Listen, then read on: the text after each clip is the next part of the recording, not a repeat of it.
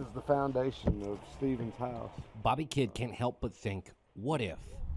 If he knew it was going to be as bad as it was going to be, he probably would have went somewhere else. His 6-year-old grandson, ripped from his father's arms and killed during Sunday's tornado outbreak, the youngest of 23 victims. You know, you lose a grandson, it's very hard. In this small community of Beauregard, Alabama, there's only one shelter inside a church. You know, the drive from here to Providence is probably 10 minutes at the most. But, you know, that 10 minutes, you know, could take somebody's life. Local officials were in the planning phase for a community shelter, but the plans were still coming together when the tornado hit. Among the challenges, having enough public and private shelters to help an unincorporated area of roughly 11,000 people spread out along county highways and dirt roads. I don't think anybody should be faulted for not building anything or doing anything.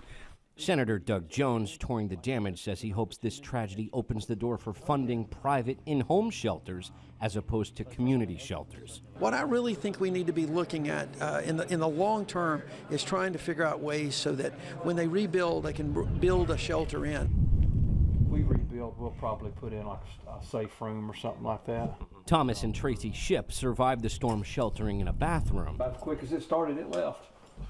He says he wouldn't have time to get to a safe place outside of his home. Oh, we wouldn't have had time. You wouldn't have had time? No. By the time you knew what was going on, if you'd have had to go a mile or two up the road, you wouldn't have had time. But, you know, time's going to heal everything. But this one grandfather who lost his grandson says the current situation is unacceptable. You know, I'm not going to say if there had been more locations for people to go to that, you know, lives wouldn't have been lost. But, you know, we only have one location, and, you know, we really do need more. Federal grant money helped fund the construction of hundreds of shelters after a deadly tornado outbreak in 2011. People in this devastated community hope more shelters will someday save lives. Joshua Plogel, The Associated Press, Beauregard, Alabama.